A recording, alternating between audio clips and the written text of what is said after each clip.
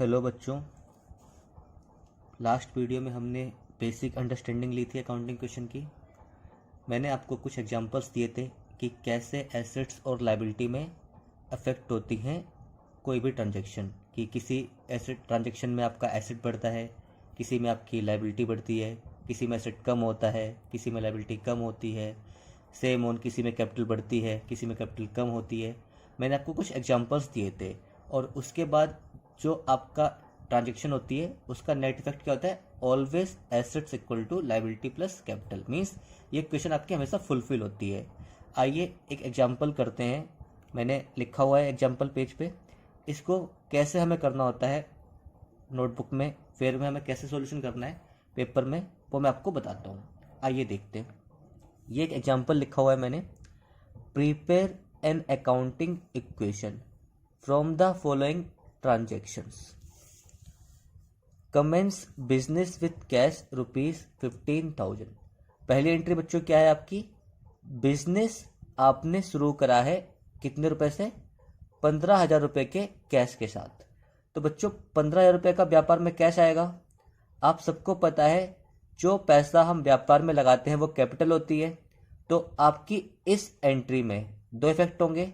एक आपका कैश बढ़ेगा, कैश आपका एसेट है, कितने से बच्चों, 15,000 से।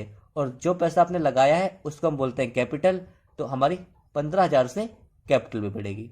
आइए बच्चों देखते हैं कैसे करना है।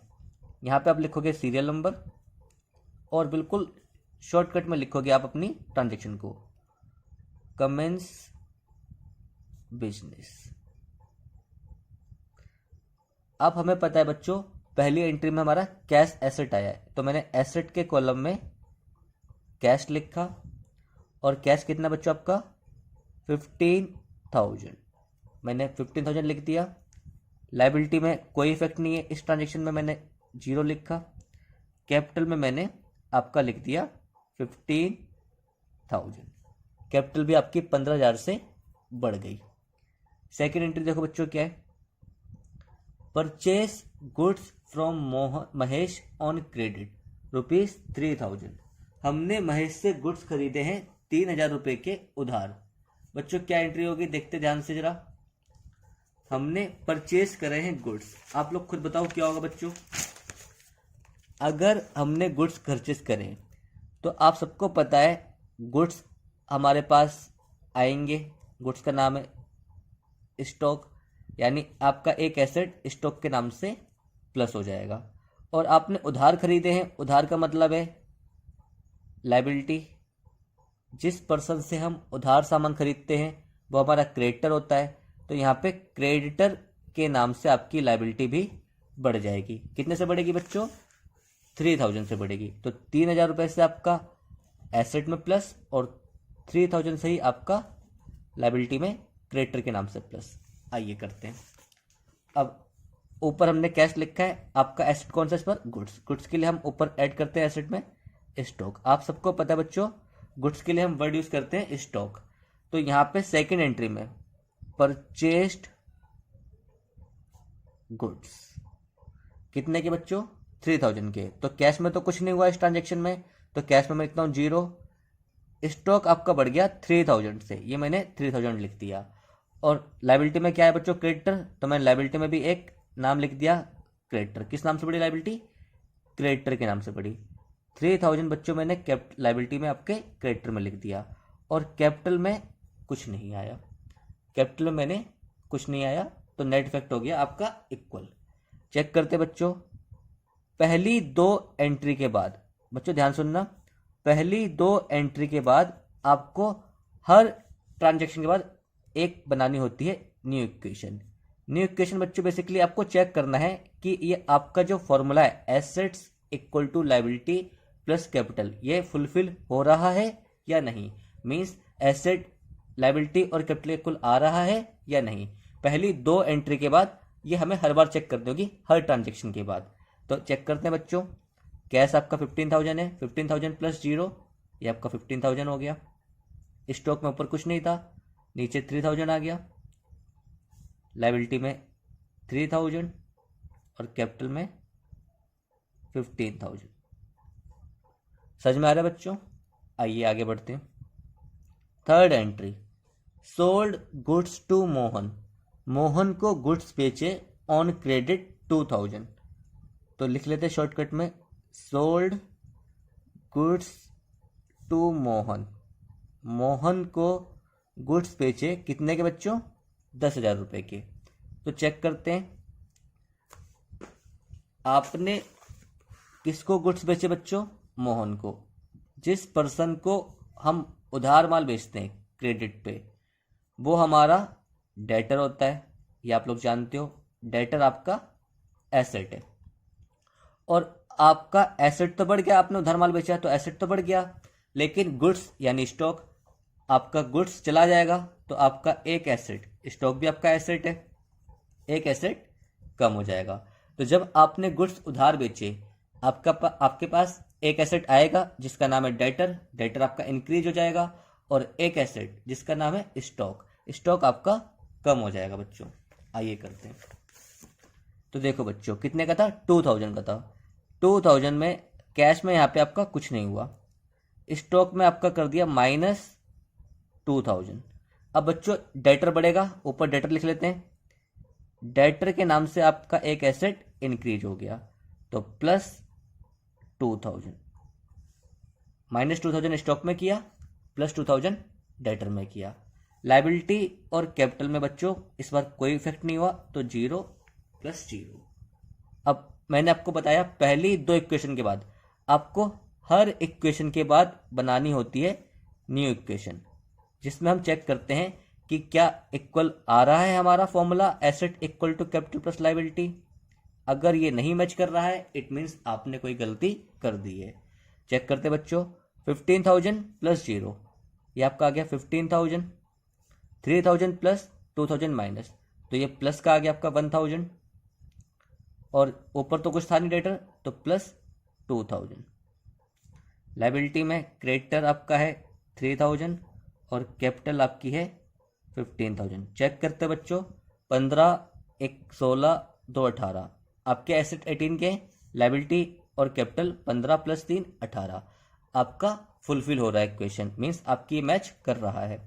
नेक्स्ट एंट्री देखते हैं बच्चों, पेड रेंट 1,000। बच्चों हमने रेंट पे करा है 1,000 रुपये। आप सबको पता है कोई भी एक्सपेंस पे करें, मैंने आपको बताया था एक्सपेंस और रेवेन्यू आपके किससे रिलेटेड है, कैपिटल से। एक्सपेंस से कैपिटल आपकी कम होती है, रेवेन्यू से कैपिटल आपकी बढ़ती है।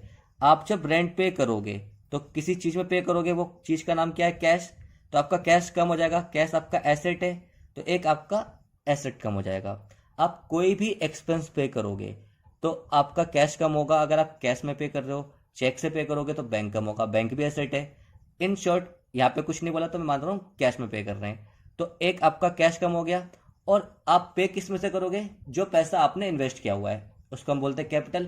तो आप जो पैसा लगाया उसी से तो खर्चे पे करोगे अपने।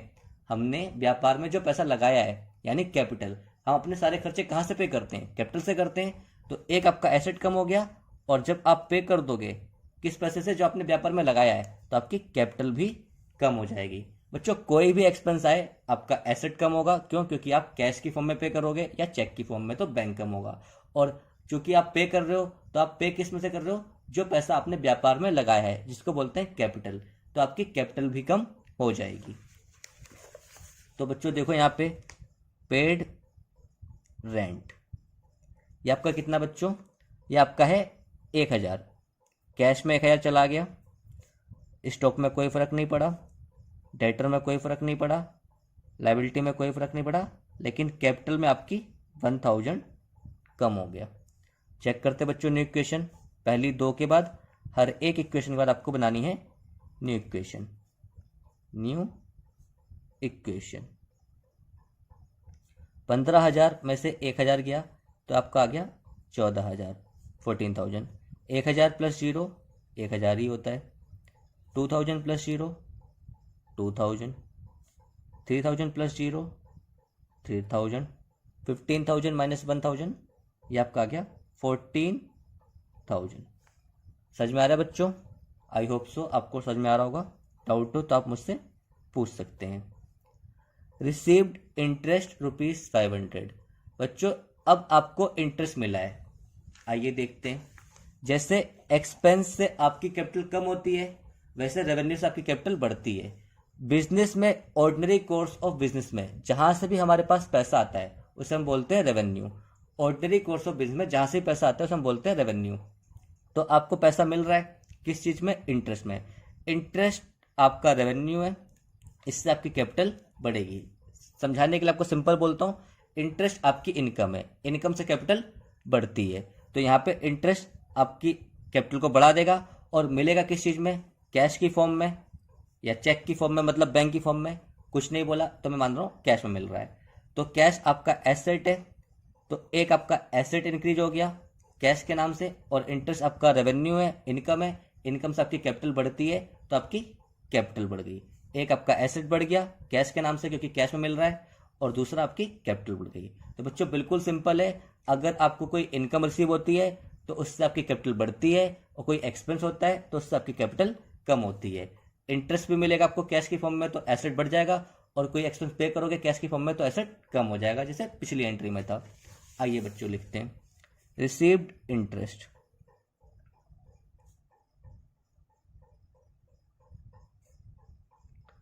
ये आपका कैश प्लस 500, स्टॉक में कुछ नहीं आएगा, डेटर में कुछ नहीं आएगा, क्रेडिटर में कुछ नहीं आएगा, कैपिटल आपकी 500 से इंक्रीज हो जाएगी। अब बच्चों चेक करते हैं, 14,000 प्लस 500, 14,500, यहाँ पे आपका 1,000, यहाँ पे आपका 2,000, यहाँ पे आपका 3,000, यहाँ पे आपका 14,500। अब बच्चों आपका क्वेश्चन खत्म हो चुका है, तो आप इसे लाइन क्लोज करके क्वेश्चन को खत्म कर दीजिए। अब चेक करते हैं हमारी आखिरी क्वेश्चन मैच कर रही है, asset equal to liability plus capital है। तो देखो बच्चों, assets equal to liabilities plus capital, ये आप रफ में चेक कर सकते हो, आपको समझाने के लिए लिख के दिखा रहा हूँ। एसेट्स कितने बच्चों? 14,500 का कैश है, 1,000 का स्टॉक है, 2,000 का डेटर है, तो 14 प्लस 115 प्लस 217 और 500, तो एसेट्स हैं आपके 17,500 के। लायबिलिटी में केवल क्रेडिटर्स है 3,000 का, और कैपिटल आपकी 14,500 की। तो चेक करो बच्चों, 17,500 इक्वल टू 17,500, यानी एसेट्स आपके इक्वल आ गए लायबिलिटी प्लस कैपिटल के। लेफ्ट हैंड साइड आपके इक्वल आ गई राइट हैंड साइड के। मेरे ख्याल से बच्चों आपको समझ में आया होगा। कोई डाउट है तो आप मुझे बताइए। अब मैं आपको नेक्स्ट वीडियो में एक बड़ा क्वेश्चन कराऊंगा जिसमें और टर्म्स होंगी। अभी मैं आपको कुछ छोटी छोटी बातें और सिखाता हूं। बच्चों कुछ चीजों को आप देखिए, समझिए। एक एंट्री लेता हूं मैं, ताकि आपको अगले एग्जाम्पल में दिक्कत ना हो जब मैं आपको बड़ा एग्जाम्पल कराऊं। एक्सपेंस आउटस्टैंडिंग,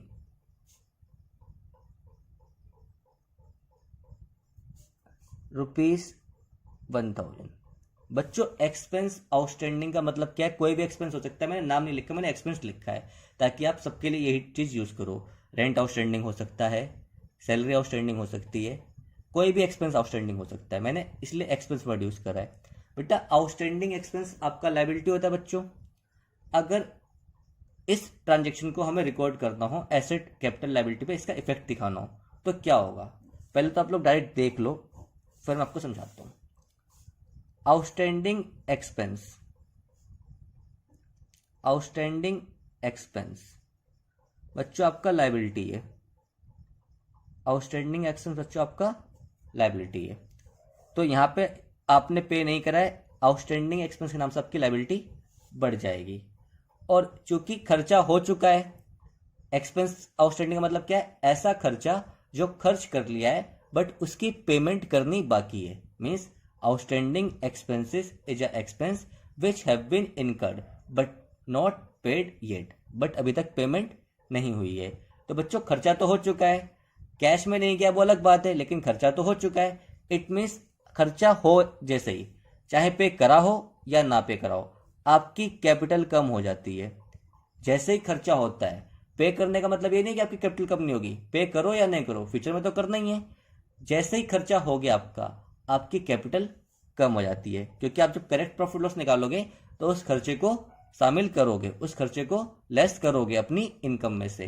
पे नहीं करा इसका मतलब ये थोड़ी बच्चों खर्चा नहीं हुआ, खर्चा तो हो गया, और खर्चा जैसे ही हो गया इट मीन्स हमारी कैपिटल कम हो गई, क्योंकि जब भी फ्यूचर में पे करेंगे तो कैपिटल तो कम होनी है।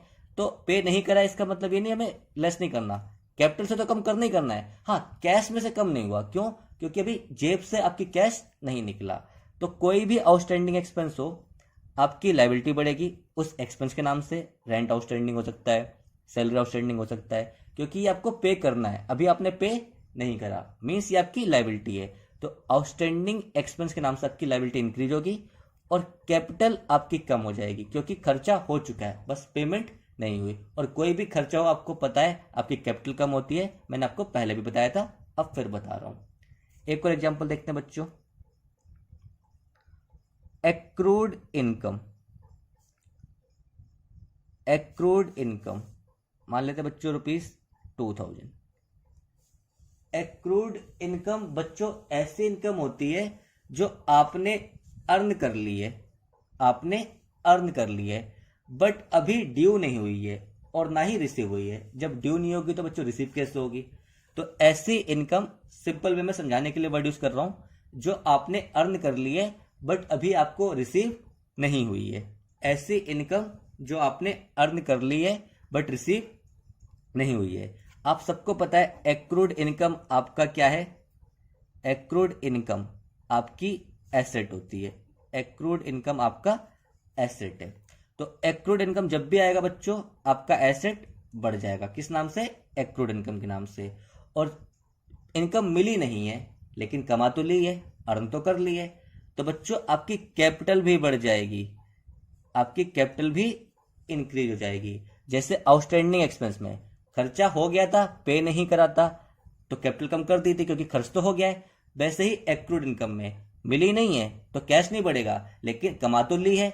जैसे आपने इनकम अर्न कर ली है, आपकी कैपिटल बढ़ जाएगी। जब मिलेगी तब कैश बढ़ेगा, लेकिन अभी आपने अर्न कर ली है तो एक्रूड इनकम के नाम से आपका एसेट बढ़ेगा और कैपिटल आपकी इंक्रीज हो जाएगी, क्योंकि आपने इनकम कमा ली है। जो इनकम आपने अर्न कर ली है उससे आपकी कैपिटल बढ़ जाएगी। आप सबको पता है कैपिटल आपकी बढ़ती है इनकम से, प्रॉफिट से, और कम होती है लॉस से, एक्सपेंस से। तो बच्चों ये भी समझ में आ गया आपको। अब बच्चों बाकी हम पढ़ेंगे नेक्स्ट लेक्चर में, मैं आपको एक बड़ा एग्जांपल कराऊंगा तो आपको और बेटर समझ में आएगा। आपको कोई भी दिक्कत हो आप मुझे कमेंट में पूछ सकते हैं। थैंक यू बच्चों, take care, stay safe, stay home.